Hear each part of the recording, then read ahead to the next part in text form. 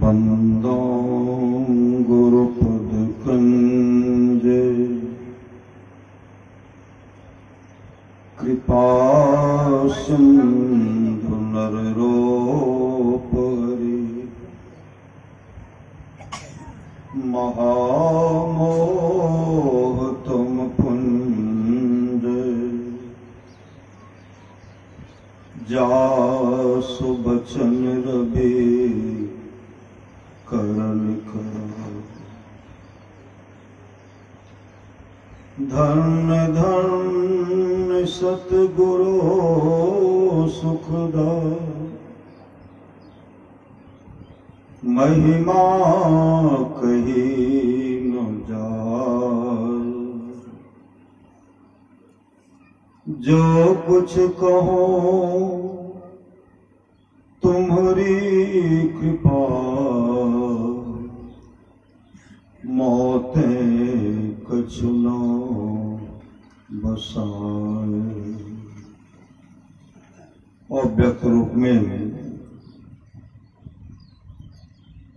प्रातः स्मरणीय अनंत से हो सकते परम पूज्यपाद सदगुरु महाराज के चरणों में कोटि कोटि नमन। विशिष्ट गुरुजन, उपस्थित सत्संग प्रेम महानुभावों, माताओं एवं बहनों, सभी के अंदर में बैठे हुए परमात्मा को कोटि कोटि नमन। महापुरुष की वाणी है, मनुष्य जीवन की सफलता भगवत प्राप्ति में है।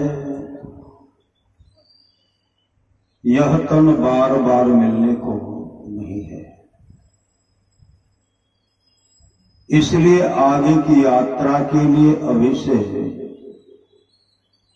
भगवत भजन रूपी धन संग्रह। संत कबीर साहब की वाणी है, बार बार नर दे नहीं यह बिगड़े, चेत सके तो चेत कहत कब बिगड़े। कबीर सोए धन संचिए जो आगे का होए, माथ चढ़ाए गांठरी जातन देखा कोय। करिए नित सत्संग को बाधा सकल मिटाए। यह अवसर फिर ना मिले, दुर्लभ नर्तन पाए। कहते फिर मौका हाथ आने वाला नहीं। परमाराज सदगुरु की वाणी है, उत्साह के साथ सत्संग कीजिए। उत्साह के साथ, उत्साह के साथ सत्संग करेंगे, इहलोक परलोक दोनों मंगलमय होगा। यहां भी शुभ वहां भी शुभ है। अमर मुनि का उपदेश है, 100 काम को छोड़ करके स्नान करना चाहिए, 1000 काम को छोड़ करके भोजन करना चाहिए, 1,00,000 काम को छोड़ करके सत्संग करना चाहिए, करोड़ों काम को छोड़ करके अपने जीवन के भाग दौड़ को सदगुरु के हवाले करना चाहिए और दान करना चाहिए।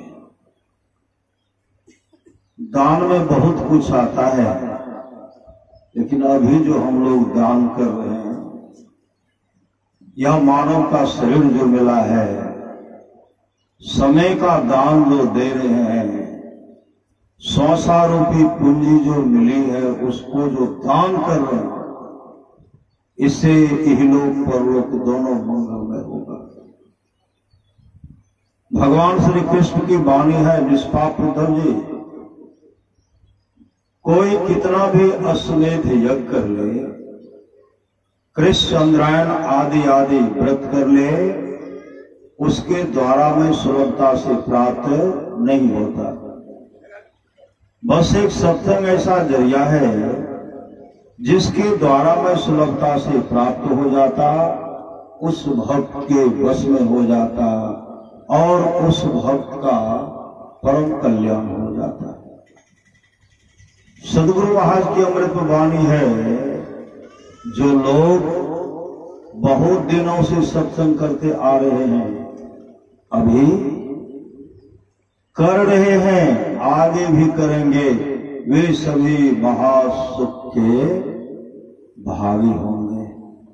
बड़ा सदगुरु महाराज कहते हैं, थोड़ा सा भी सत्संग करो, बड़ा लाभ होता है। जितना लाभ कि बहुत धन के मिलने, बहुत विद्या के पढ़ने से होता, उतना लाभ सत्संग से होता है।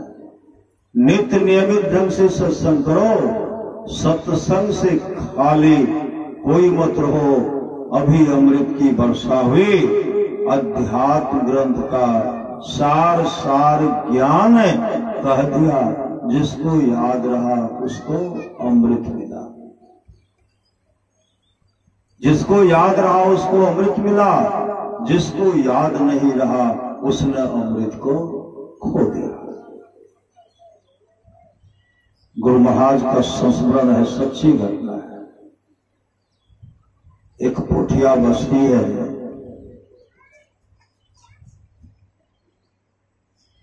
जो माथावा बाजार के आसपास रघुनाथपुर भरगामा है। पोठिया बस्ती के पास एक गांव है भैया रामपुर, गांव का नाम है भैया रामपुर। देखिए कितना सुंदर नाम है, भैया रामपुर। एक वहां दुखन यादव है, दुखन यादव अभी भी है। उस क्षेत्र में साप्ताहिक सत्संग बराबर होते रहता, हर क्षेत्र में होता है। लेकिन वहां जो साप्ताहिक सत्संग हो रहा था, दुखन बाबू गए, बीच में एक ड्रेनेज है जो जिसमें काफी पानी है, नदी का रूप कहिए, उसमें इतना पानी का बेग है। वो क्या किए कि कपड़ा भीग जाएगा, भीगेगा, उसमें जाएंगे तो बहुत दूर निकले। अब बहुत दूर में था पूला, पूला पार करके आमने सामने फिर सत्संग आया। साप्ताहिक सत्संग था, सत्संग कर लिए। और जब वो वहां से निकले, उसी ड्रेनेज के किनारे में एक लड़का था। वो क्या कहते हैं, दादा घर देवो? तो हाँ घर देवो। अब हमारा कंधा पर बैठ जा, हम पार कर देवा। दुखन बाबू को तैरने के लिए नहीं आता था। वह कहते नहीं हमने हम घुरिए कहो, हमारा डूब जाए, घुर कहो। वह लड़का कहते हैं, दादाजी अभी तो हम तुरंत आयल छिए, हर कमर पानी में लिए, जहना एलिए तहना पार कर देवा आवा। बहुत अंधेरा भाई, तो बहुत दूर में जाए पड़ता। दुखन बाबू क्या किए, उनके बात को मान लिए और उनके कंधे पर बैठ गए, कंधे पर बैठ गए। कंधे पर बैठ गए तो नाम का सुमरन हुआ। श्री सदगुरु अभी सुन रहे थे, राम ही सुमेरिए गाइए, राम ही संतत सुनिए, राम गुण गाइए। परमाराज महाराज की वाणी है, गुरु धन्य है, गुरु धन्य है, गुरु धन्य है, दाता दयाल दया करें और गुण हरें, दें टाल भव जंजाल, सब मिल कहो जपते रहो जी, बने रहो खुशहाल, हर दम रटो कब हो न हटो, तो ही छेड़ेगा ना काल। कहते काल भी छेड़खानी नहीं करेंगे। कंधे पर बैठ गए नाम का सुमरन कर रहे हैं, वह लड़का सीधे जा रहा, लेकिन हल्का पांव फिसला, अथाह पानी में चला गया। अब लड़का जो है डूबने लगा, और दुखन बाबू भी कंधे पर है, छटपट कर रहे। लड़का के मन में अब तो हम अगर इनको नहीं फेंकते तो हम डूब जाएंगे, इनको फेंकेंगे और पुनः किसी तरह इनको निकाल लेंगे। वो डूब करेगा तब तो निकाल लेंगे। जैसे उनको फेंकते हैं, फेंकने के बाद भीतर ये चला गया, वापस नहीं आया। निकले गांव की ओर गए, गांव बस्ती जाने में कम से कम 15 मिनट से लगा। दौड़ कर गए तो 15 मिनट। हे हो दुखन दादा डूब गए, दुखन दादा डूब गए, दुखन दादा डूब गए। पूरे गांव के लोग उनके पूरे गांव के लोग सुने, सब हल्ला किए। दौड़ करके जब आते हैं, जब किनारे आए तो खोज रहे हैं तो दुखन दादा मिल नहीं रहा। तब एक सज्जन आए और कहते हैं, कते डूबल रहे, कते डूबल रहे।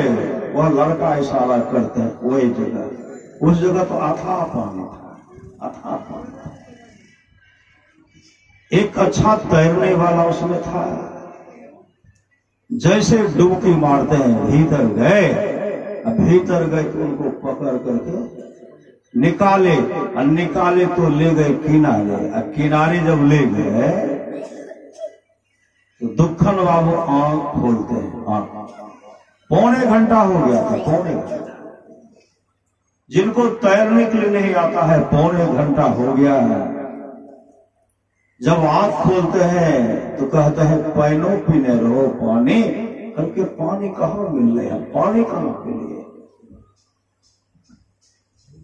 1.25 घंटा पानी के अंदर में पानी नहीं पी लो।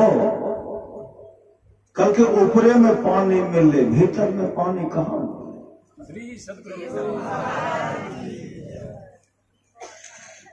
जहना फेंकली नहीं, फेंकलक नहीं, श्री सदगुरु। वैसे पहले कंधों पर जब ई डगमगवे लगले, हम गुरु महाराज को सुमरण के लिए रोजो हम तो सत्संग करके आवे, सत्संग करके आवे से हमारे बाल बच्चा जब जानते हैं कि बाबूजी, दादाजी, ससुर, हमारे गांव के सत्संगी लोग कहते हैं दुखन बाबू सत्संग करके आवे डूब गए। हमारे परिवार में सत्संग के प्रति घृणा भाई।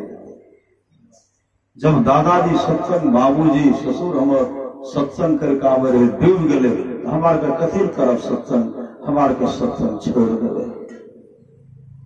हुजूर हम तो डूबिए जी, लेकिन हमारे बाल बच्चा हमारा घर पर सत्संग नहीं हुए सकते, और गांव में लोग सत्संग नहीं करते। यहाँ हम सोच लिया, बोलियो मोने मोन बोल रहा है, कहा तो हमारा तो मौत दिखला पड़ के पानी में डूबे तो पार लगते नहीं, तैरे थे आवे चलने आवे। भीतर जब गलिए बहुत सुंदर बिछावन बिछाए, बहुत सुंदर बिछावन बिछायल रहे। और बिछावन बिछायल रहे, हम बिछावने पर गलिए, सामने देखे छी तो गुरु महाराज सिंहासन पर बैठल छे। गुरु महाराज सिंहासन पर बैठल छे, और अभी भी वो जीवित है और सत्संग के प्रति समर्पित है, समर्पित। राम कथा के ते अधिकारी, जिनके सत्संगति अति प्यारी। राम कथा के वे अधिकारी हैं जिनको सत्य संगति अत्यंत प्यारी है। गुरु पद प्रीति नीति रत जेई, दुज सेवक अधिकारी ते। अभी सुन रहे थे, शिव अज सुख सनकादिक नारद, जय मुनि ब्रह्म है विचार शारद, सब कर मत खग नायक हा, करिए राम पद पंकज नेहा। राम के चरण कमलों में प्रेम करना चाहिए। आप लोग जानते होंगे, परम पूज्य पाद रामेश्वर बाबा गुरुदेव के बहुत बड़े दुलारे थे, गुरुदेव के बहुत बड़े प्यारे थे। अपने आत्म स्वरूप का दर्शन कर लेते। आत्मस्वरूप का दर्शन करना, मोक्ष धाम में चला जाना। वो बराबर अपने क्षेत्र में सत्संग करते थे, बराबर अपने पिताजी को बराबर कहा करते थे कि बाबू हो, हम तो बराबर सत्संग करे छिए। और लोग सबके मन में छे बाबा तो हर जगह प्रचार करे छे, और बाबा के बाबुए जी अभी तक भजन भेद नहीं लेके लोग में कुछ और फैल जाए। भजन भेद लाल दीक्षा लाल। उनके पिताजी क्या कहते हैं, हम तो भगत बन रहे छे। भगत के कौन चीज हम?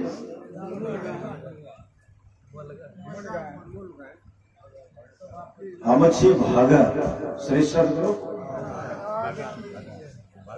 हमरा पर गोसे समा रहे छे, और सब देवता हमरा पर चला, सब देवता।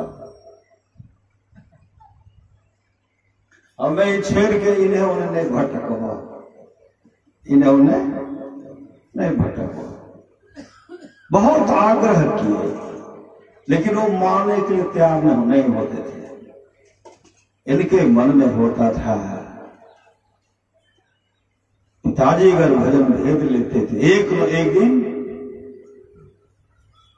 किसी न किसी जन्म में ये निर्वाण को प्राप्त करते, मोक्ष को प्राप्त करते, आवागमन का जो चक्र है, झमेला है, मिट जाते। लेकिन कहते थे, मानने के लिए तैयार नहीं होते थे। संजोग से उनके पिताजी एक जगह गए, भगत हो रहा था, अब बहुत श्रद्धा से गाते पहले देखिए कितना श्रद्धा से गाते थे, बहुत श्रद्धा से गाने वाले थे। श्रद्धा से गा रहे हैं, लेकिन गोसे जो है देवता उन पर सवार नहीं हो रहे।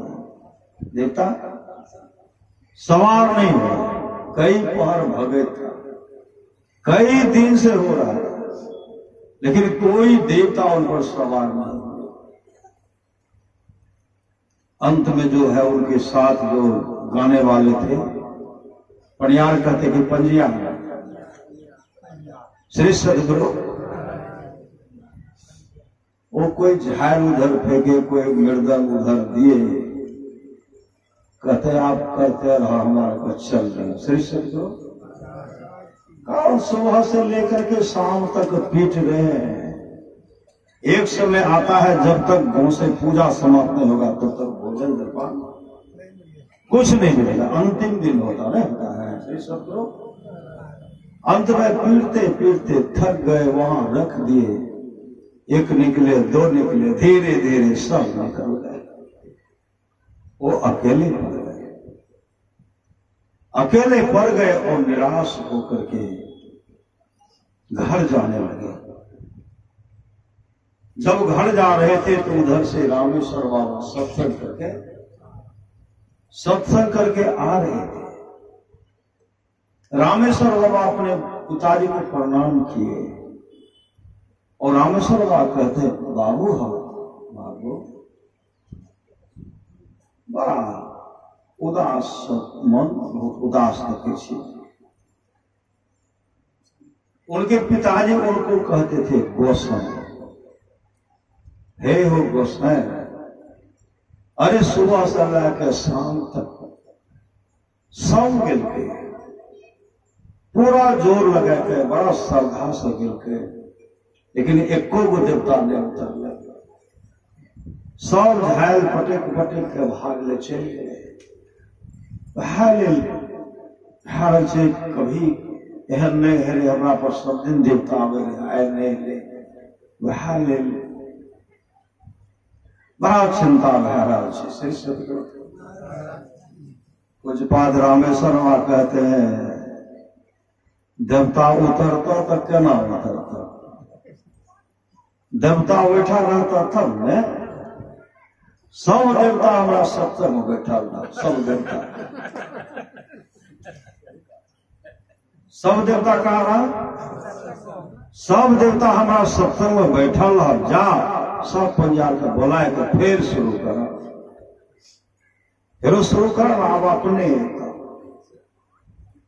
गए, उनके पिताजी गए, सबसे कहते हैं चलो वो हमारे गोसाई कल के कि सब देवता सत्संग में बैठल है, देवता भगत में रहता तबे न सबटा सत्संग में रह। जाब कहियो गावे ला तो कह नहीं जाओ। श्री सतगुरु आग्रह करके जब ले गए, जैसे भगत शुरू करते हैं एकाएक सब सवार होने लगे सब, और पूछते हैं इतने देर से कहते रहो, सुबह से लेकर शाम तक झायल पिटबेते जहन का भूखल हमारा का मारो, और पैसा पहला कहते रहो। सब यही कहते थे। हम सब रामेश्वर बाबा के सत्संग में रहे। श्री सतगुरु हम सब रामेश्वर बाबा के सत्संग में रहे। उस समय रामेश्वर बाबा को पूर्ण विश्वास हो गया, मेरा पुत्र साधारण नहीं, मेरे पुत्र के गुरु महान हैं और महान गुरु के शिष्य मेरे पुत्र हैं। भगत समाप्त हुआ, घर नहीं गए और चले आए रामेश्वर बाबा के पास। रामेश्वर बाबा मंदिर में रहते थे, कुदराघाट सत्संग मंदिर में। वहां जब आए, उनके पिताजी कहते हैं गोसाई हे वो इतने दिन तक नहीं समझेगी, गुरु की छी हम नहीं बुझे, लेकिन आज समझ गया कि सब देवता सत्संग में जाए छे, गुरु के चरण में सेवा करे छे, गुरु की सेवा करे छे। अरे हमारा अभी निकलो, अभी चलो कुप्पा घाट, हमारा भजन भेज दिया। उस समय रात्रि का 10 बज रहा था। रामेश्वर बाबा कहते हैं बाबू अभी तो 10 बजे से चलिए ना, बैठा से निकल गए और सवेरे पहुंच गए। गुरु महाराज से भजन भेज दिलाए। घर आए, नींदे रहे। फिर 11 बजे पहुंचते हैं, फिर 12 बजे पहुंचते हैं। होते होते ब्रह्म मुहूर्त में निकल गए। जब गुरुदेव के पास गए, गुरुदेव को प्रणाम करते हैं। रामेश्वर बाबा कहते हैं हुजूर ये बाबूजी छे, बहुत बड़ा भगत छे, सब देवता सवार है, सब देवता सवार है इनका पर, इनका भजन भेद दीक्षा दे दियो, दीक्षा दे दियो। तब गुरुदेव को नाम डालिए, भजन भेद बुलाए। देवी देव समस्त पूर्ण ब्रह्म परम प्रभु गुरु में करें निवास, कहते हैं संत सबो। परम संत बाबा देवी साहब की वाणी है, सच्चा शिष्य वह है जो गुरु को परमात्मा के तुल्य जानकर आदर करते, गुरु को परमात्मा के तुल्य जानकर आदर करते हैं। गुरु ही तो है, गुरु पितु है, गुरु ही जीव के मित्र है, गुरु सम कोई नहीं दूजा। जो जीवों को उधारा है, गुरु की नित्य कर पूजा। जगतिन शम नहीं दूजा, मैं ही को आन नहीं सूझा, अकत गुरु ही आधारा है। गुरु के प्रति समर्पण। दादू दयाल महाराज की वाणी है, साचा सदगुरु जे मिले सब साज संवारे।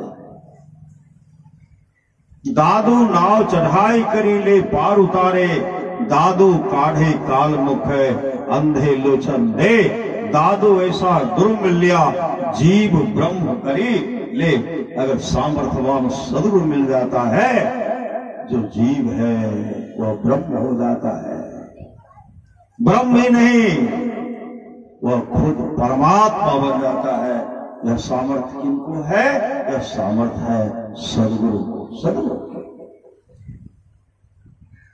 तीन लोक नो खंड में गुरु ते बरानक हो, कर्ता करे न कर सके, गुरु करे ते हो राम कृष्ण सो को बरो, तिन्हु तो गुरु किन्न है, तीन लोक के वे धनी, जो गुरु आगे अधीन। गुरु के प्रति समर्पण।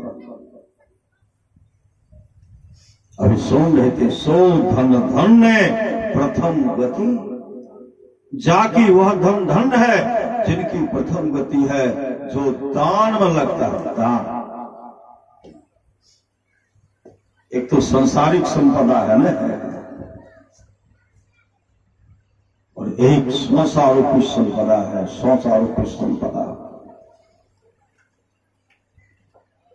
एक एक श्वास के लिए सिकंदर तरसते रहने लगे, तरसते रहे, तड़पते रह गए। डॉक्टर को प्रलोभन देते, डॉक्टर किसी तरह मुझे बचा लो, जिससे कि मैं अपने मां का दर्शन कर सकूं। ढेर सारा धन दूंगा, सोना चांदी हीरा जवाहरात का अंबार लगा दूंगा। डॉक्टर ने कहा, हे विजेता, आप दुनिया की तमाम दौलत मेरे हवाले कर दीजिए, लेकिन आपके श्वास में एक भी श्वास जोड़ने को किसी को ताकत नहीं। सिकंदर ने उस धन का जो सम्मान दिया करते थे, एक एक श्वास के लिए जब तरसते रह गए, उस समय सिकंदर ने कहा, नहीं, एक श्वास के बराबर में दुनिया का तमाम संपदा उनके सामने तुच्छ है, तुच्छ है, तुच्छ है।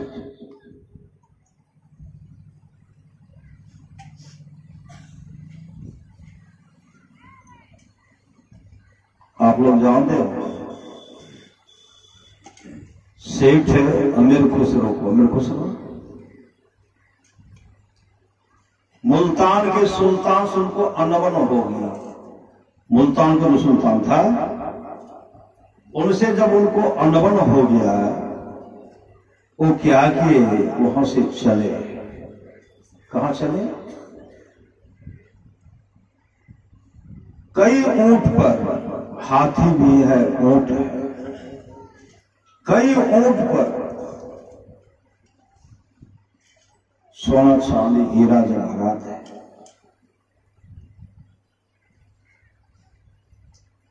वहां से कहा, पहले दर्शन करूंगा सदगुरु का, गुरु के पास जाऊंगा। गुरु का दर्शन करने के लिए वहां से चल पड़े। किन गुरु के पास? फकीर निजामुद्दीन के पास वो चल पड़े। आप लोग सुने होंगे, एक गरीब व्यक्ति था, गरीब व्यक्ति जिनको 4 लड़की थी, और चारों का हाथ पीला करना मतलब शादी करना, लेकिन गरीबी के चलते आज वो अपने लड़की का शादी नहीं कर पा रहे। किसी सज्जन ने कहा, आप जाइए फकीर निजामुद्दीन के पास। वहां जाने के बाद उनके द्वार से कोई खाली नहीं आते, कोई खाली नहीं आते। आप वहां जाइए। गए, पहला दिन गए तो कोई चढ़वा चढ़ाने के लिए नहीं आए। अमीर फकीर निजामुद्दीन कहते, कहाँ आए? कहा, हजरत, लड़की की शादी करनी है, आपसे कुछ मांगने के ख्याल से। फकीर निजामुद्दीन कहते हैं, जो भी चढ़वा चढ़ाते हैं हम प्रत्येक दिन दे देते हैं। अभी विलंब से आए हो, अब तो चढ़वा कल चढ़ाया जाएगा। दूसरे दिन ठहरे, कोई चढ़वा चढ़ाने के लिए नहीं आए। तीसरे दिन तक कोई चढ़वा चढ़ाने के लिए नहीं आए। उसी समय वह फकीर निजामुद्दीन के पास गए और कहते, मैं इतना अभागा निकला, इस संत के दरबार में कोई न कोई चढ़वा चढ़ाने के लिए आते हैं, लेकिन इतना मैं अभागा निकला कि कोई चढ़ाने के लिए नहीं आए। मैं जा रहा, क्योंकि घर पर कोई व्यवस्था नहीं, खाने पीने का व्यवस्था नहीं। जाऊंगा तो व्यवस्था करूंगा। फकीर निजामुद्दीन कहते हैं आज रह जाओ, कल नहीं रह पाऊंगा। उसी समय फकीर निजामुद्दीन क्या करते, अपना जूता निकाल करके दिए, कहा जूता को बेच लेना, लड़की का शादी कर लेना। जूता लिए, एक चादर दिए तोलिया, उसमें लपेट करके जब चलने लगे, इधर से जा रहे हैं, कभी माथे पर रखते हैं, कभी हाथ में लेकर के चलते हैं। इधर से जा रहे थे, उधर से सेठ अमीर खुशबू आ रहे थे और उनको बहुत अच्छी खुशबू आ रही, बहुत अच्छी खुशबू, अच्छी सुगंध जो आ रही है। सेठ अमीर खुसरो कहते हैं लगता है ये तो पीर की खुशबू, पीर मतलब सदगुरु की खुशबू है, ये मेरे पीर की खुशबू आ रही है। आगे बढ़ते हैं तो अच्छी खुशबू आ रही है। धीरे धीरे वह सज्जन जब नजदीक आया और खुशबू बढ़ने लगी, अधिक खुशबू आ रही। जब निकल गई तो धीरे धीरे खुशबू समाप्त हो गई। सेठ मीर खुसरो कहते हैं लगता है इसी के पास कुछ है, उनको बुलाए। अब बुलाते और कहते हैं कहां से आ रहे हो? कहा फकीर निजामुद्दीन के पास से।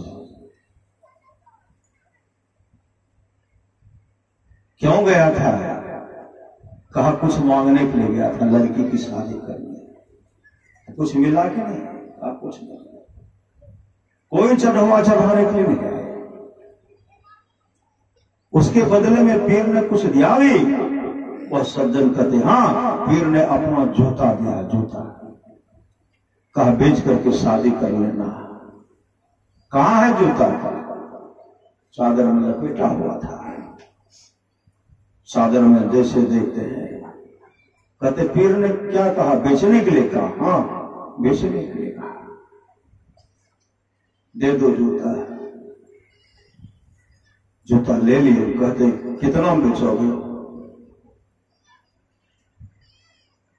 वो सज्जन कहते जो देना चाहते दे दीजिए, जो देना चाहते दे दीजिए। अमीर खुसरो कहता है मेरे पास 18 ऊंट है, 18 हाथी छोड़ देना है। उसमें से एक ऊंट मेरे लिए, एक मेरे पत्नी के लिए, एक मेरे बच्चे के लिए छोड़ दो, और शेष ऊंट पर जो भी संपत्ति है, जो भी संपदा सामान है ले लो। उसके बदले में यह पीर का जूता मुझे दे दो, पीर का जूता दे दो। वह सज्जन जूता दिए और अमीर खुसरो जूता लिए। वह सज्जन जो ऊंट पर सामान था, ऊंट लेकर के चले गए। और उसी समय अमीर खुसरो अपने उस जूता को अपने माथे पर रगड़ते हैं, मांग में रगड़ते हैं, हृदय से लगाते, हृदय से लगाते हुए नाम का स्मरण करते हुए अपने सदगुरु के पास पहुंचे। जैसे सदगुरु के पास पहुंचे, निजामुद्दीन कहते हैं क्या है इसमें? कहा पीर का जूता है, फकीर का जूता है। कहा कहां से लिया? कहा एक सज्जन से खरीदा। कहा कितना में खरीदा? उस समय अमीर खुसरो कहते हैं मेरे पास जो ऊंट था, 15 ऊंट पर जो भी सोना चांदी हीरा जवाहरात था, जो भी संपत्ति था, सब दे करके उसके बदले में पीर का जूता खरीदा है। उसी समय फकीर निजामुद्दीन कहते जा रे अमीर, तेरा सस्ता में सौदा पट गया, तेरा सस्ता में सौदा पट गया। अब हम तुमसे अलग नहीं रह सकते और तुम भी हमसे अलग नहीं रहोगे। मेरा और तेरा समाधि स्थल एक जगह बनेगा, मेरा और तेरा समाधि स्थल एक जगह बनेगा। उसी समय अमीर खुसरो कहते हैं, हे हजरत, आप तो सदगुरु हैं और मेरा और आपका समाधि स्थल एक जगह कैसे बनेगा? उसी समय अमीर खुसरो ने कहा, हे सदगुरु, संसार के लोग आपके पास में रहने के लिए हमको नहीं देगा और कहते हैं मेरा और आपका समाधि स्थल एक जगह बनेगा। उसी समय तो निजामुद्दीन ने कहा, अमीर, अगर मेरा और तेरा समाधि स्थल एक जगह नहीं बनेगा तो मेरा समाधि स्थल टुकड़ों टुकड़ों में खंडित हो जाएगा और मैं तुमको अपने से अलग नहीं कर सकता। और इतनी श्रद्धा के साथ गुरु के पास वो रहने लगे, सेवा सत्कार करने लगे, सेवा सत्कार करने लगे, समर्पित शिष्य हो गए। फकीर निजामुद्दीन एक दिन विचार करते हैं, अब जो है किन्हीं शिष्य को गुरु गद्दी दे दो। और उनके ऐसे 22 शिष्य थे जो दावा करते थे मैं गुरु बनूंगा, गुरु गद्दी मुझे चाहिए, 22 शिष्य थे। लेकिन अमीर खुसरो को कोई चाहना नहीं, कोई चाहना नहीं, कोई चाहना नहीं। सब कहते थे हम बनेंगे, हम बनेंगे। एक दिन की बात है, सदगुरु परीक्षा लेते हैं। श्री सदगुरु, एक दिन की बात है, सदगुरु परीक्षा लेते हैं। कैसा परीक्षा? सबको बुलाए, कल सुबह में आओ। सब सुबह में आए और सुबह जब निकले, आश्रम से निकले, आगे आगे सदगुरु फकीर निजामुद्दीन आगे आगे जा रहे हैं और पीछे पीछे सब शिष्य जा रहे हैं। पूरे दिल्ली शहर को सुबह से लेकर के शाम तक इधर से उधर राउंड डाले, इधर से उधर। और वहां के लोग सब कहते थे आज गुरु और शिष्य को क्या हो गया, आज गुरु और शिष्य को क्या हो गया? कहे ठहरते भी नहीं है, सुबह से शाम तक इधर से उधर कर रहे हैं, गुरु और शिष्य को क्या हो गया? होते होते जब शाम होने को चला, उसी समय फकीर निजामुद्दीन एक वेश्या के कोठे पर गए। जैसे उनके कोठे पर जाते हैं, कोठे पर गए और वहां से कहते हैं जब तक मैं यहां से वापस नहीं आता हूं तब तक तुम लोग मेरा इंतजार करना, राह देखना, बाट जोड़ना, जब तक मैं यहां से वापस नहीं आता हूं। उसी समय वेश्या के पास पहुंचे, सब वेश्या करके प्रणाम किए और कहने लगे हजरत का क्या सेवा करो? फकीर निजामुद्दीन कहते जितना जल्दी हो मेरे लिए एक बोतल मीठा शरबत, एक बोतल मीठा शरबत लाओ और कपड़ा से ढक करके लाना, कपड़ा से ढक करके लाना। और रात में 4 फुल्का, 1 कटोरा दाल और 1 कटोरा दूध का व्यवस्था करना। अभी हम सत्संग करेंगे, अभी हम सत्संग करेंगे। उसी समय 1 बोतल शरबत जो ढक करके लाए, शिष्य सबके मन में हो गया जो गुरुदेव कहते थे नशीली वस्तु से दूर रहना चाहिए, वही आज नशा का सेवन करेंगे। अपने चरित्र को बचा करके रखना चाहिए। आज वेश्या के कोठे पर पहुंच गए, यहां शराब पिएंगे। कुछ से कुछ कह करके निकल गए और फकीर निजामुद्दीन वहां बैठ करके सत्संग किए। जो भी वहां पर रहने वाले थे सबको ऐसा उपदेश किए कि जीवन क्षणभंगुर है, क्षणभंगुर, और अपने जीवन के बागडोर को संत सदगुरु के हवाले करो जिससे तुम्हारा जीवन मंगलमय होगा। उनके उपदेश को माने। सब भजन वेद, सब भजन वेद, सब दीक्षा लिए। सुबह जब हुआ तो सूर्य काफी ऊपर चढ़ चुका था। वहां से जब नीचे देखते हैं सब चला गया, बस एक खड़ा था। श्री सदगुरु कौन खड़ा था? अमीर खुसरो, एक टक अमीर खुसरो अपने सामर्थ्यवान सदगुरु को देख रहे हैं। जैसे चातक पक्षी क्या क्या देते हैं, स्वाति बूंद को देखते हैं ना, उसी तरह धर्मदास जी महाराज कहते हैं,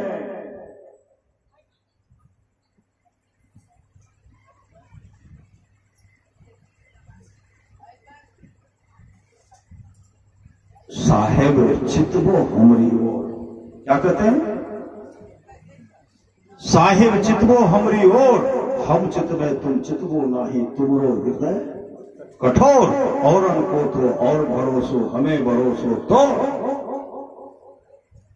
सुखमन सेज बिछाओ गगन में, नित उठी करो निहोर, धर्मदास बिनवे कर जोड़ी, साहब कबीर बंदे छोर, साहेब चितवो हमरी ओर। जो इस तरह धर्म साहब जी महाराज, धर्मदास जी महाराज अपने सदगुरु को देख रहे हैं, उसी तरह आज अमीर खुसरो अपने सामर्थ्यवान सदगुरु को देख रहे हैं। धीरे धीरे अमीर खुसरो ऊपर से नीचे आते हुए कहते हैं, और सब कहां चला गया, और सब कहां चला गया। उस समय अमीर खुसरो कहते, हजरत सब तो उसी समय कुछ से कुछ कह करके चला गया, उस समय कुछ से कुछ कह करके चला गया। फकीर निजामुल कहते, और सब चला गया, तू क्यों नहीं चला गया, तो भी चला जाता, तो भी चला जाता, तू क्यों नहीं चला गया, तो भी चला जाता। उसी समय अमीर खुसरो कहते हैं, हजरत चला तो मैं भी जाता, चला तो मैं भी जाता, लेकिन मैं जाता तो कहां जाता, दुनिया में आपके सिवा मेरा है कौन, दुनिया में आपके सिवा मेरा है कौन। उसी समय सदगुरु नीचे आते हैं, नीचे जैसे आए और अमीर खुसरो जैसे अपने सदगुरु के चरण में लिपटना चाहते हैं, उसी समय सदगुरु हृदय से लगाते हैं, रूहानियत दौलत से भरपूर कर देते हैं। दौलत से मतलब प्रकाश का दर्शन कराए, प्रकाश का दर्शन, और प्रकाश के दर्शन के साथ साथ परमात्मा का असली शब्द जो है उसको भी सुनवा दिए, और गुरु गद्दी का अधिकारी उनको बना दिए, गुरु गद्दी का अधिकारी बना दिए। गुरु क्या किए, गुरु शिष्य को गुरु बना दिए, गुरु बना दिए। या भगवान श्री की वाणी सुन रहे थे, गुरु पद प्रीति नीति रत जेई, द्विज सेवक अधि कारिते। गुरु गुरु ही बनाते हैं, गुरु परमात्मा बना देते हैं, जीव को परमात्मा बनाते हैं। इसलिए समर्पण, एक ईश्वर पर अचल विश्वास, पूर्ण भरोसा तथा अपने अंतर में ही उनकी प्राप्ति का दृढ़ निश्चय रखना, सदगुरु की निष्कपट सेवा, सत्संग और दृढ़ ध्यानाभ्यास, इन पांचों को मोक्ष का कारण समझना चाहिए। परमाराज सदगुरु महाराज ही भगवान बुद्ध के रूप में अवतरित हुए थे। परमाराज सदगुरु महाराज गुरु नानक देव जी के रूप में आए। 6 अवतार हुआ गुरुदेव का, 6 अवतार, और वह अवतार हर अवतार में जीव का उद्धार किया। कलयुग में 6 अवतार, और सब अवतार में वह अपने शिष्य का परम कल्याण का, जीव का उद्धार किया। गुरु ही तू है, गुरु पितु है, गुरु ही जीव के मितु है, गुरु सम कोई नहीं दूजा जो जीवों को उधारा है। आप लोग जानते होंगे गुरु नानक देव जी महाराज है,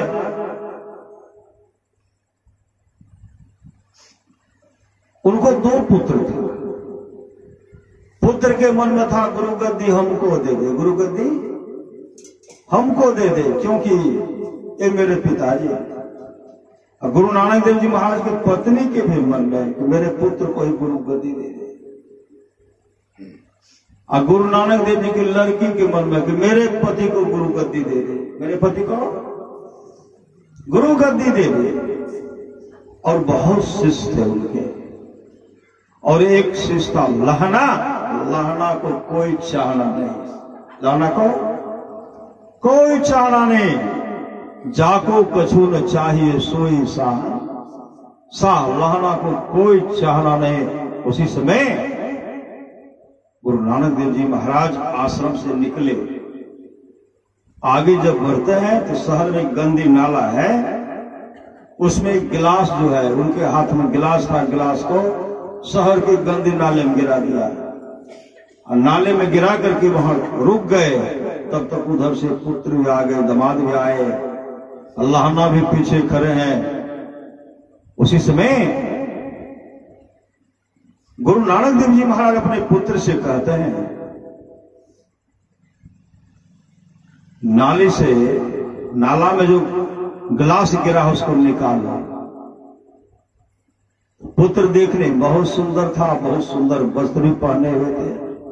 पुत्र क्या करते, ये हमसे नहीं होगा, ये हमसे होने वाला नहीं। वस्त्र में कीचड़ बन जाएगा और गंदा पानी है, गंदा कीचड़। आपको जितना गिलास लेना उतना गिलास हम आपको देंगे। आश्रम में बहुत गिलास है, वहां ले लीजिएगा, लेकिन हमसे नहीं होगा। गुरु नानक देव जी महाराज कहते मुझे यही गिलास चाहिए। दोनों पुत्र कहते हमसे नहीं होगा। तो अपने दामाद को कहते हैं, दामाद कहते हमसे भी नहीं होगा। लहना पीछे खड़े थे। लहना को जब देखते हैं गुरु नानक देव जी महाराज को, तो लहना गिलास जो है नाले में गिर गया है, निकालोगे?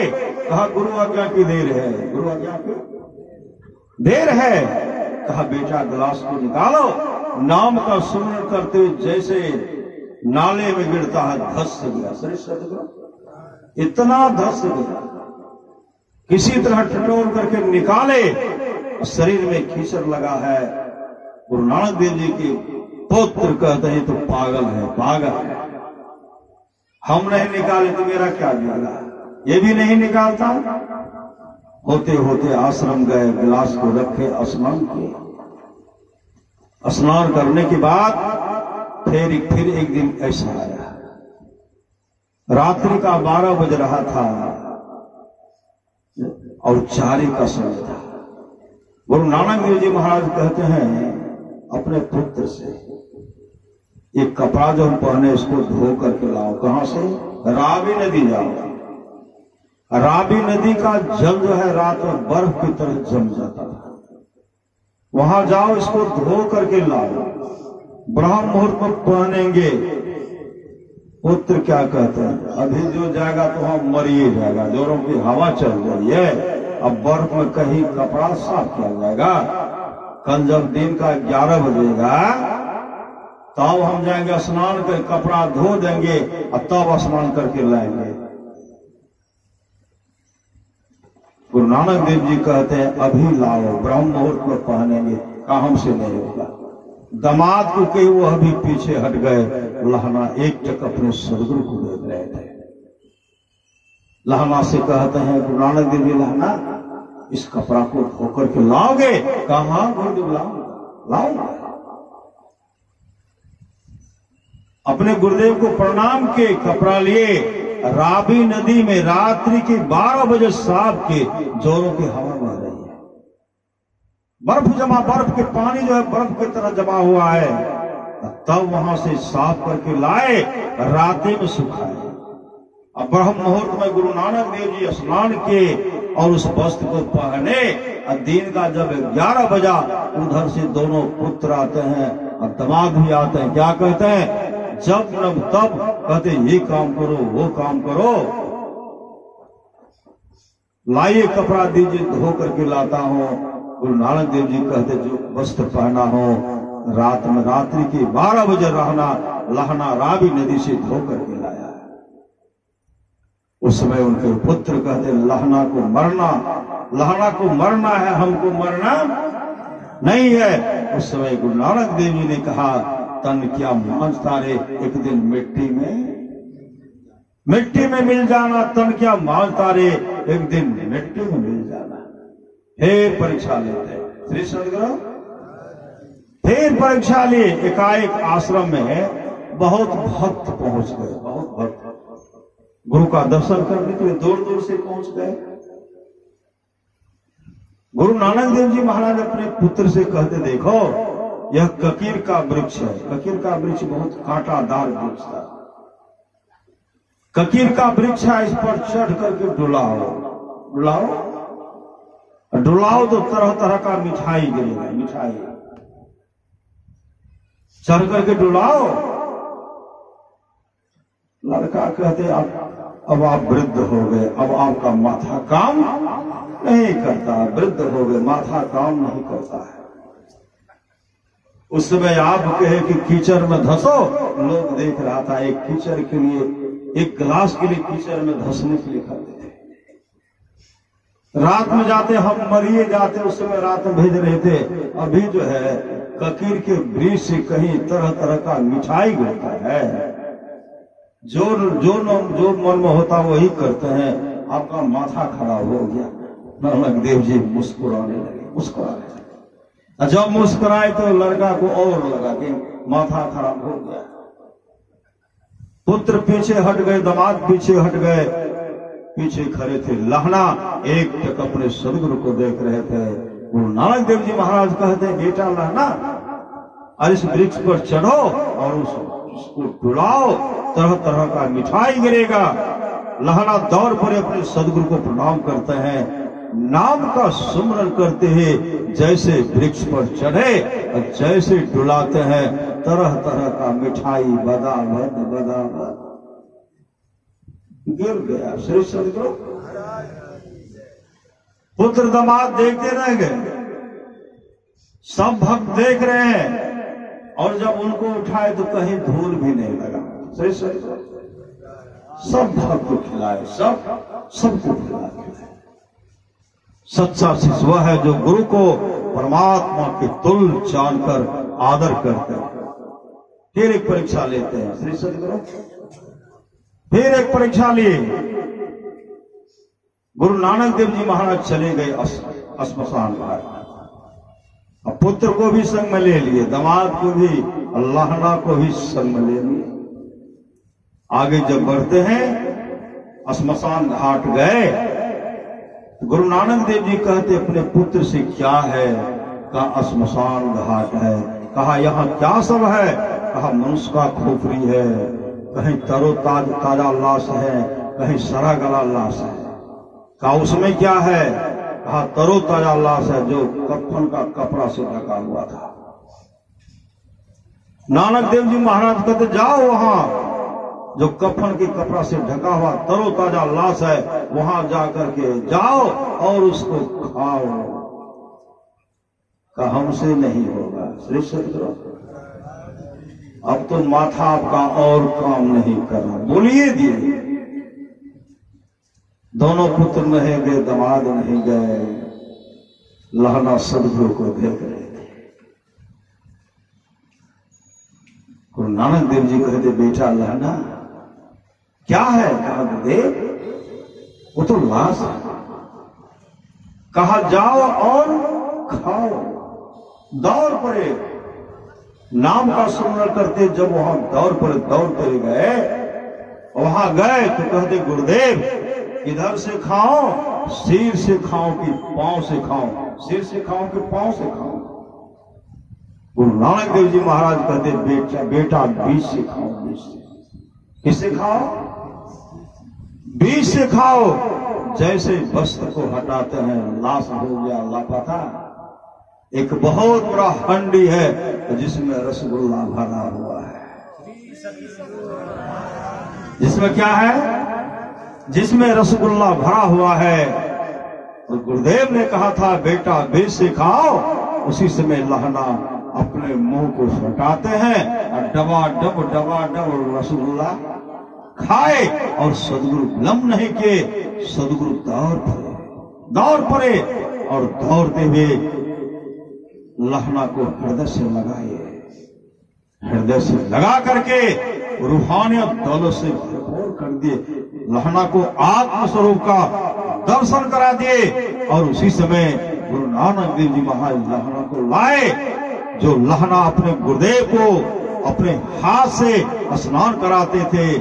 आज गुरुदेव गुरु नानक देव जी महाराज अपने हाथ से अपना प्यारा शिष्य लहना को स्नान कराते, लहना को स्नान कराते हैं। नया वस्त्र पहनाए, नया वस्त्र पहना करके गुरु गद्दी पर बैठाए और गुरु नानक देव जी महाराज लहना का तिलक करते हैं। और तिलक करते हुए गुरु नानक देव जी महाराज दंडवत लहना के चरण पर झुक करके अपने माथा को लहना के चरण पर रगड़ते हुए कहते हैं, जा रे लहना, मैंने तुमको सब कुछ दे दिया, मैं अपने पास कुछ नहीं रखा।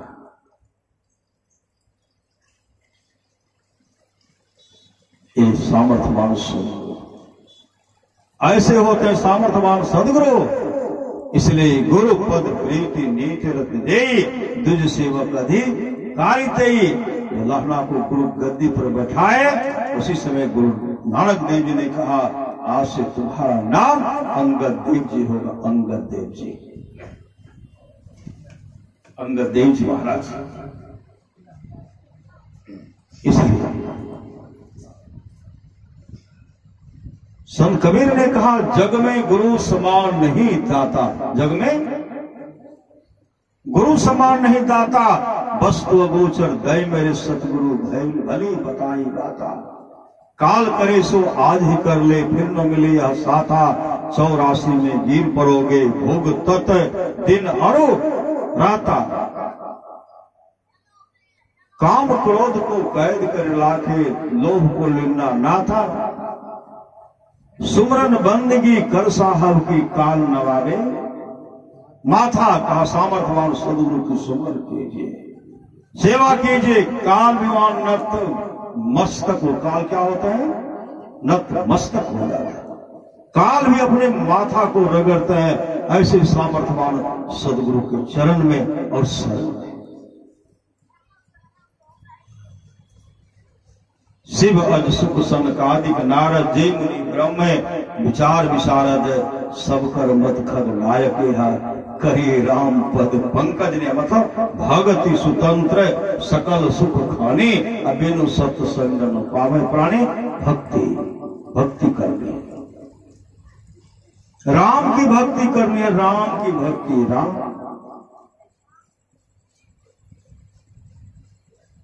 परमाराज महाराज जब ध्यान भजन करते थे, ध्यान करने में उनको जो मिलता था लिखते जाते थे। और एक दिन ऐसा आया, गुरुदेव जब ध्यान से निवृत्त हुए, गुरुदेव कहते, मैं ही पाए राम हो राम नाम। वही पदावली जो है, पदावली में सब रचित है, साधना की बात इसमें ओतप्रोत भरा हुआ। ओतप्रोत गुरु सतगुरु समहित नहीं को, निष्दिन करिए सेव है। तन मन आत्म रक्षक है गुरु, गुरु हित नाम एक लेब है। मात होते बड़ी छो करनित, पिता होता अधिक भलाई है। कुल मालिक होते बड़ी कृपा धारे, गुरु सम नाही सहाय है। तन मन आत्म पद प्रवारिये, गुरु हित पर तर नाई है। निष्दिन चरण शरण में रहिए, और न आने उपाय है। जो गुरु कृपा तनि विचारे, बिठे कल्पना सोगे। गुरु समदाता साहिब नाही, गुरु गुरु जपिए लोग है। लेकिन भक्ति करनी चाहिए, भक्ति चाहिए। किनकी भक्ति? भगवान राम और वशिष्ठ जी का संवाद है, जो वाणी विचार के द्वारा अपने पिताजी को प्रसन्न कर लेते हैं, ब्रह्मा विष्णु महेश खुश हो जाते हैं। जो वाणी विचार के द्वारा अपने माँ को प्रसन्न कर लेते हैं, लक्ष्मी सरस्वती पार्वती जी खुश हो जाती हैं। जो भाई भाई प्रेम से रहते हैं, तमाम देवता खुश हो जाते हैं। जो गोत्री प्रेम से रह रही हैं, तमाम देवियां खुश हो जाती हैं। जो गुरु को प्रसन्न कर लेते हैं, विश्व ब्रह्मांड में जितने ऋषि मुनि हैं सब खुश हो जाते हैं। कहीं जाने का आवश्यकता नहीं है, इसलिए गुरु तजी और चित्त बसाइए। गुरु गुरु गुरु गुरु नित्य है, जपत रहिए मैं ही कर जोरी।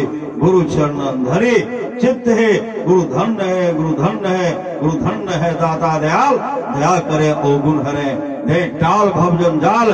सब मिल कहो जपते रहो जी, बने रहो खुशहाल। हरदम रटो कबो न हटो, तो ही छेरेगा। आप लोग जानते होंगे अक्रूर जी। अक्रूर जी भगवान कृष्ण और बलराम को लेके चले, कहा? कंस के पास ले गए, कंस के पास। अक्रूर जी छिपा छिपा करके लेके जाते, छिपा छिपा करके। कोई कृष्ण का वध नहीं करते, छिपा छिपा करके लेके जाते थे। जगह जगह पर अक्रूर जी सेना को तैयार रखे थे। सेना को, जैसे कंस का सेना पर टूटेगा, उससे भी जबरदस्त सेना का व्यवस्था किया गया। हर जगह जब इनको लेके चले, जमुना नदी के किनारे जाते हैं। जैसे जमुना नदी के किनारे पहुंचे, अक्रूर जी कहते हैं मेरा मन करता है जमुना में स्नान करने का। भगवान कृष्ण कहते अक्रूर काका जितना जल्दी हो आप स्नान करिए लीजिए, जितना जल्दी हो स्नान कर लीजिए। अक्रूर जी कहते देखिए इसमें मेरा सेना का छावनी, हर जगह सेना का व्यवस्था किए। एक बार गोता लगाएंगे निकलेंगे, इधर से सेना खड़ा हो जाएगा श्री सदगुरु, और दूसरा लगाएंगे उधर से निकलेगा, और तीसरा लगाएंगे तो और निकलेगा। हर जगह व्यवस्था हम किए हुए हैं। महापुरुष की वाणी है जिनके रक्षक के सो अतिल को कौन अंदेश है। श्री सदगुरु भगवान कृष्ण मुस्कुराते हुए कहते अक्रूर काका आपने बहुत सुंदर व्यवस्था किया है, स्नान कर लीजिए। और जैसे जमुना में स्नान कर, मन में यह भी है अगर गोता लगाएंगे और कंस का सिपाही पकड़ के लेके चला गया, उनको पकड़ करके नहीं ले जाए और गोता लगाते हैं, फिर देखते हैं ये, जैसे फिर दूसरा गोता लगाते हैं, क्या देखते हैं?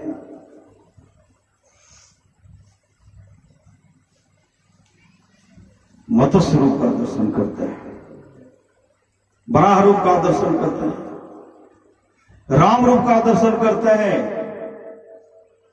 विष्णु रूप का दर्शन करते हैं, विराट रूप का दर्शन करते हैं, आदि आदि रूप का दर्शन करते हैं। और देखते हैं जब विराट रूप का दर्शन करते हैं, जो भी था सब उसमें जा रहे हैं।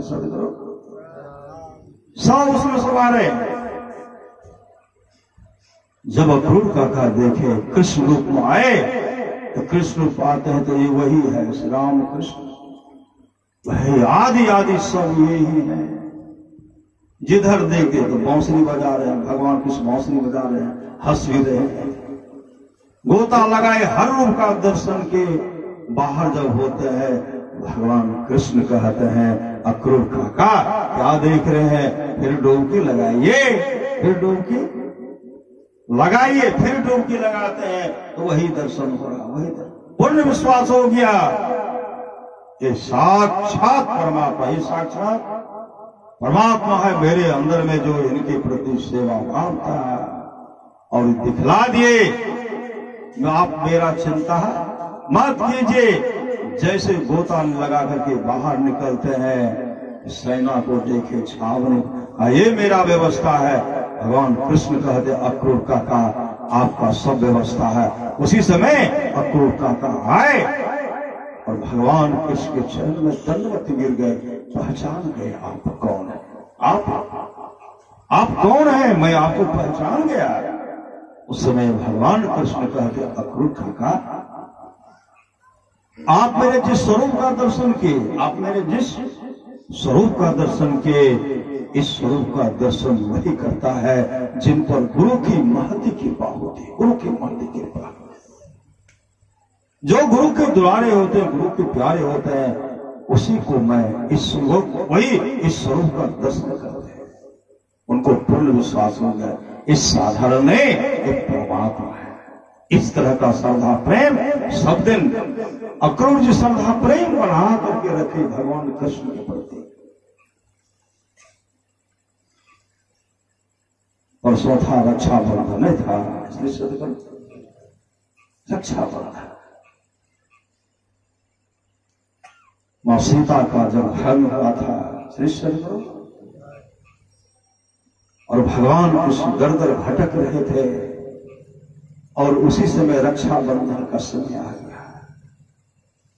भगवान कृष्ण बंदर सबको राखी बांधे थे, हनुमान को भी राखी बांधे थे, और सबको राखी बांधते हुए कहते बांधे थे, सीता जी को खोजे श्री सदगुरु।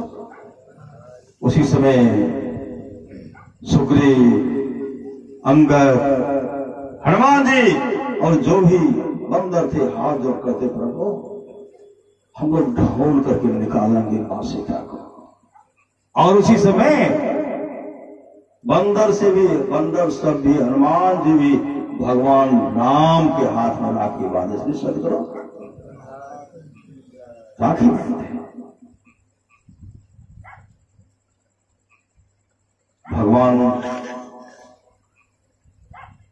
बामन के बारे में आप जानते हैं श्री सदगुरु। भगवान बामन कहाँ आते हैं? बलि के राज दरबार में आते हैं, और क्या कहते हैं? भिक्षाम देही श्री सदगुरु, भिक्षाम देही, भिक्षाम देही, भिक्षाम देही। शुक्राचार्य देखते हैं तो छोटा सा है, आंख बंद करती तो 12 रुपया है। श्री सत कौन 12 रुपया? ये तो साक्षात भगवान विष्णु है, मेरे शिष्य को ठगने के लिए आए, छलने के लिए आए। शुक्राचार्य ने कहा नहीं, मुहूर्त अच्छा नहीं है, दान मत करो। बोली कहते हैं दान तो मैं करूंगा। श्री सदगुरु ये रामचरितमानस में सुन रहे थे, भगवान शिव की वाणी, सो धन धन्य प्रथम गति, जाके धन्य पुण्य रत मति सोई पाके। बलि कहते गुरुदेव जो भी हो, लेकिन मैं दान करूंगा, दान करूंगा।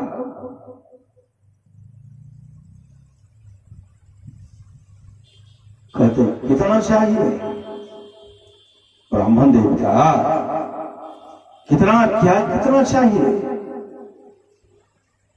भगवान वामन कहते थोड़ा चाहिए। थोड़ा कितना? 3 पग चाहिए, 3 पग। अब पांव है छोटे छोटे, 3 पग। बोली कहते 3 पग, हंसने लगे। 3 पग। और समुद्र में आए, एक चुल्लू पानी मांगे, समुद्र में आया, और समुद्र में आकर के एक चुल्लू पानी मांगे। हंसते हुए कहते मांगे भी तो एक चुल्लू। भगवान वामन कहते हैं राजन मुझे अधिक नहीं चाहिए, मुझे 3 पग चाहिए। काज इधर से ले लीजिए, ले लीजिए। भगवान वामन विराट ऐसे विकराल विशाल उदाहरण के एक डेग में सारी पृथ्वी को नाप लिए, और दूसरा डेग आकाश को नाप लिए। श्री सदगुरु कहीं भी नहीं बचा। वामन भगवान कहते हैं 2 ही डेग तो अभी तक नापा हो, तीसरा पग कहां रखो? तीसरा पग कहां रखो? 2 पग में पूरे ब्रह्मांड नापा गया है, जो भी भूमि है सब धरती को नाप लिया है। तीसरा पग कहां रखो? उस समय बलि कहते हैं प्रभु हम तो अपना शरीर दान नहीं किए हैं, अब मेरा शरीर तीसरा पग मेरे सिर पर रखिए, मेरे सिर पर। उसी समय विराट मुखिया के जैसे उनके सिर पर, बलि के सिर पर रखते हैं। पांव गड़गड़ाते हुए सूतल लोक मतलब पताल लोक चले गए। श्री सदगुरु पताल लोक चले गए। जैसे पताल लोक चले गए, वहां भगवान वामन प्रकट होते हुए कहते हैं, राजन आपने बहुत बड़ा दान किया और अब यहां का राजा आप ही बनेंगे। यहां का राजा, यह असुर राज का साम्राज्य होगा। यहां आप रहिए, अब मैं चला। कहते हैं ठीक है प्रभु जाइए। भगवान वामन क्या कहते हैं, देखिए कुछ मांग लीजिए, कुछ श्रीमद्भागवत महापुराण में आया, कुछ मांग लीजिए। कहा देखिए हमारी मांग तो है नहीं, आज तक हम कभी किसी से मांगे नहीं। कहते कुछ हो तो मांग लीजिए। कहते प्रभु अगर आप देना चाहते यहां का तो राजा आप बना दिए, लेकिन द्वारपाल आप बन जाते तो बहुत अच्छा होता। श्री सदगुरु द्वारपाल बन जाते, आप इस यहां का देख रेख कीजिए, इसको संभालिए और द्वारपाल के रूप में आप यही हमेशा पहरा करते रहिए। श्री सदगुरु भगवान तो वचनबद्ध हो गए थे, फिर में पकड़ा गए। क्या किए? भक्त के सामने भगवान है अपने को पहरा भी करने लगे। श्री सदगुरु उनका द्वार पर बांध कर बढ़ करके उनका देख रेख करने लगे।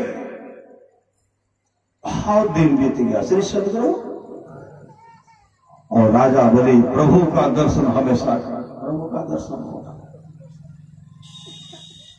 शिव अज सुख संग कादिक नारद, जय मुनि ब्रह्म विचार विशारद, सब कर मत खग नायक करिए राम पद पंकज नेहा। आज बलि साक्षात परमात्मा का दर्शन कर रहे हैं। बलि को साक्षात परमात्मा का दर्शन हो रहा है।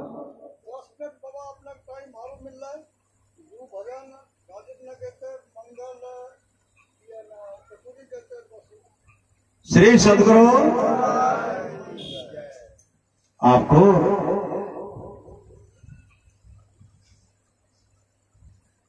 अब हमेशा दर्शन होगा। दर्शन बहुत दिन बीत गया। अब भगवान विष्णु लोक नहीं जाते हैं, विष्णु लोक नहीं जाते, विष्णु लोक नहीं जा रहे हैं। मां लक्ष्मी काफी चिंतित है। मां लक्ष्मी काफी चिंता कर रही है।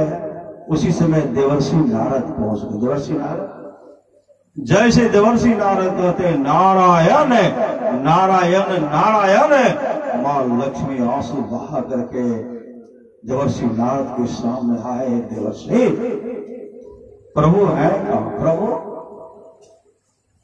प्रभु कहां है?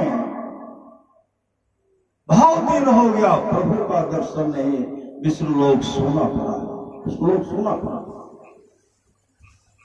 देवर्षि नारद कहते प्रभु तो भगवान का द्वारपाल बन करके, राजा बलि का द्वारपाल बन करके, पताल लोक में उनका द्वारपाल बन करके उनका धन का रक्षा करते हैं, उनका पहरा करते हैं। मां लक्ष्मी रोने लगी। कोई उपाय? कैसे प्रभु आएंगे? देवर्षि नारद कहते हैं अब प्रभु आने वाले नहीं है, क्योंकि प्रभु तो प्रतिज्ञाबद्ध हो चुके हैं, वहां द्वारपाल बनकर के रहेंगे। कहते हैं कोई उपाय? देवर्षि नारद कहते हैं श्री सदगुरु कल रक्षाबंधन है। कल क्या है? रक्षाबंधन है। आप जाइए और राजा बलि को राखी बांधिए। जब बांधेंगे आप तो बलि आपको मांगने के लिए कहेंगे। बलि मांगने के लिए कहेंगे तो जैसे मांगने के लिए कहेंगे आप विलंब नहीं करेंगे, और आप यही कहिएगा आपका जो द्वारपाल है उसको मुक्त कर दीजिए।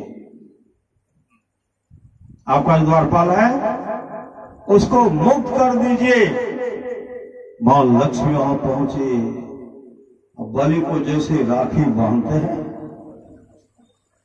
जैसे बलि को राखी बांधते हैं, बलि कहते हैं मांगिए, आप तो मेरी बहन हो गए, मैं आपका भाई, आप मांग कीजिए, मैं आपका भाई हूं, और जो मांगिएगा सब पूरा करूंगा, मांगिए तो। मां लक्ष्मी कहने लगी भैया अगर आप देना चाहते हैं तो आपका जो द्वारपाल है साक्षात भगवान विष्णु है, मेरे पतिदेव हैं, मेरे पतिदेव के बिना वैकुंठ लोक विष्णु लोक सोना खाली पड़ा हुआ है, इसलिए मेरे पति को आप उससे द्वारपाल से मुक्त कर दीजिए। बलि कहते बहन चाहिए, मैंने उनको मुक्त कर दिया, सरस्वती मुक्त कर दिया, तब उनको लेकर के आए।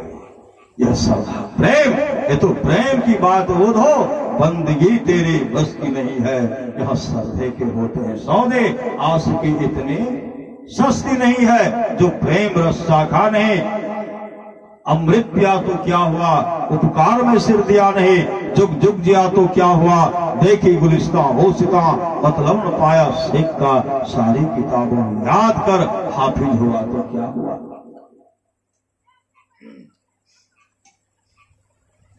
सुभद्रा को जानते होंगे, भगवान कृष्ण की बहन थी, अर्जुन की पत्नी थी, अर्जुन की पत्नी। बहुत विकराल संकट आने वाला है, महाभारत युद्ध हो गए और उसमें सारे के सारे लोग मरेंगे, कौरव पांडव में युद्ध होगा। सुभद्रा भगवान कृष्ण को राखी बांधती है, राखी जैसे बांधे, भगवान कृष्ण कहते बहन मांगो, का भैया महाभारत युद्ध होगी, मुझे भय हो रहा है, सुहाग का भय हो रहा है। उस समय भगवान कृष्ण कहते बहन तेरे सुहाग सदा अमर रहेंगे, अमर, तेरे सुहाग के साथ कोई छेड़खानी नहीं कर सकते, तो सदा सुहागन रहेगी, सुहागवती रहेगी, और तेरा भाई कर रहा है, और कुछ मांग ले, और कुछ मांगो। उस समय सुभद्रा कहने लगी भैया अभी तो मैं आपके साथ हूं, द्वापर युग है, मैं आपके साथ हूं, आपसे हमारी यही मांग है, चारों युग में मैं आपके साथ हूं, हम तीनों भाई बहन एक साथ रहेंगे, चारों युग में, हर युग में आपके साथ रहेंगे, आप मेरे साथ रहिए, यही मांग है। भगवान कृष्ण ने कहा हर युग में तो मेरे साथ रहेगी, मैं तेरे साथ रहूंगा। आज जगन्नाथ जी में श्री सदगुरु क्या है, बलभद्र बलराम जी का मूर्ति है ना, भगवान कृष्ण का सुभद्रा का भी है श्री सदगुरु। और कोई ऐसे भक्त हैं जो चाहना करते हैं मैं अपने इष्ट को ये चढ़ाऊंगा वो चढ़ाऊंगा, और भगवान कृष्ण प्रकट होकर के मंदिर में जाकर उस भक्त का जो चढ़ाया हुआ प्रसाद है उसको स्वीकार करते हैं, उनको खाती भी शीर्षक। और कर्माबाई की खिचड़ी के बारे में आप जानते हैं, कर्माबाई की खिचड़ी राजा के मंदिर में भोग अलग लगता था, और कर्माबाई जब भोजन बनाते थे भगवान कृष्ण देखते थे इसमें विलंब है, तो सबसे पहले कर्माबाई के पास जाकर के खिचड़ी खा लेते थे। और खिचड़ी खा करके जब यहाँ घंटी बजा, भगवान कृष्ण कहते वहां घंटी बज गया। सुभद्रा कहती है बलराम जी से भैया गोविंद तो अभी तक आए नहीं, यहाँ तो घंटी बज गया, जब तक वो नहीं रहेंगे भोग कैसे लगेगा। उसी समय भगवान कृष्ण प्रकट हो गए और मुख में क्या है, बगल में खिचड़ी लगा हुआ, खिचड़ी। सुभद्रा इशारा करते हैं, भगवान भैया यहाँ तो ये खिचड़ी नहीं बना है, आप कर्माबाई के पास से आए हैं और यहाँ तो तरह तरह का राजा के द्वारा मिष्ठान का व्यवस्था किया गया है, यहाँ खिचड़ी लगा हुआ है। भगवान कृष्ण ऐसे संगमरमर का मूर्ति है, ऐसे पूछते हैं, ऐसे सदगुरु कहा फिर भी लगा, फिर घसक करके आए, प्रकट तो होना था। उसी समय राजा आए, राजा कहते हैं यहाँ तो इस तरह का व्यवस्था नहीं किया गया है, एक खिचड़ी प्रभु की गाल में जो लगा, कौन खिचड़ी दिया है? और के नजर में तो संगमरमर है, लेकिन कर्माबाई के अंदर में, उनके नजर में तो साक्षात लोग गोविंद है, परमात्मा खड़े हैं। और सुभद्रा भी देख रही हैं कि भैया इस रूप में राजा देख रहे हैं कि खिचड़ी है, खिचड़ी है। राजा कहते हैं पता लगाओ कहां इस तरह का खिचड़ी बना है। सुभद्रा कहने लगी आज आपका पोल खोल जाएगा। भगवान कृष्ण मुस्कुराते हैं, श्री सदगुरु जब पता लगाए, कर्माबाई के पास गए, कर्माबाई के यहाँ उसी तरह का खिचड़ी बना हुआ था। कर्माबाई से पूछते हैं वह यह खिचड़ी मेरे मंदिर में कैसे चला गया? कर्माबाई कहती है मैं वहां जाकर के नहीं पहुंचाया, यहाँ तो प्रत्येक दिन भगवान गोविंद भगवान कृष्ण यहाँ आकर के खिचड़ी खाते हैं। मैं प्रत्येक दिन खिचड़ी बना करके अपने इष्ट को चढ़ाती हूँ, मेरे इष्ट आकर के खाते हैं। उस समय राजा ने कहा अब प्रत्येक दिन इस मंदिर में जब भी चढ़ावा चढ़ाया जाएगा, कर्माबाई का खिचड़ी पहले चढ़ेगा तब भोग लगेगा। ये भाव है, प्रेम है। जो प्रेम रस शाखा ने अमृत पिया तो क्या हुआ, उपकार में सिर दिया नहीं, जुग जुग जिया तो क्या हुआ। देखी गुलिस्ता होशिता मतलब न पाया शेख का, सारी किताबों याद कर हाथों जुड़ा तो क्या हुआ। ये तो प्रेम की बात हो दो, बंदगी तेरे बस की नहीं है। यहाँ श्रद्धे के होते हैं सौदे, आज की इतनी सस्ती नहीं है। प्रेम वालों ने कब वक्त पूछा, उनकी पूजा में सुन लो जो उधो। जो उतरती है चढ़ती है मस्ती, वो हकीकत में मस्ती नहीं है। जो असल में है मस्ती में डूबे, उन्हें परवाह है क्या जिंदगी का। जो उतरती है चढ़ती मस्ती, वो हकीकत में मस्ती नहीं है। जिसकी नजरों में है श्याम प्यारे, वो तो रहते हैं जग में न्यारे। जिसकी नजरों में मोहन समाये, वो नजर फिर तरसती नहीं है। ये तो प्रेम की बात हो दो, बंदगी तेरे बस की नहीं है। यहाँ है श्रद्धा, प्रेम चाहिए, प्रेम प्रेम भक्ति गुरु दीजिए बिन मोह कर जोड़ी, जहां श्रद्धा हो। लेकिन गुरु से युक्ति लेकर के मुस्तैदी के साथ ध्यान भजन करें, श्रद्धा प्रेम में लेते हैं। यहाँ श्रद्धा प्रेम से गृह प्रवेश भी किए श्री सदगुरु, और उसके बाद सत्संग का चयन किए। जिस सत्संग के बारे में भगवान शिव कहते हैं, गिरजा संत समागम सुन लाभ कछुआन, बिनु हरि कृपा न हो सो गावहि वेद। प्राण कहीं सत्संग होता है, परमात्मा की बहुत कृपा होती है। गृहपति के द्वारा जो सत्संग का आयोजन किया गया है, उनकी मनोकामना को सदगुरु ही पूरा करेंगे। रामचरितमानस में आया है, मति की रति गति भूत भलाई, जब जही जतन जहाज पाए, सो जानव सत्संग प्रभाव लोको वेदन आल पाओ। बोले प्रेम से श्री सदगुरु महाराज की जय।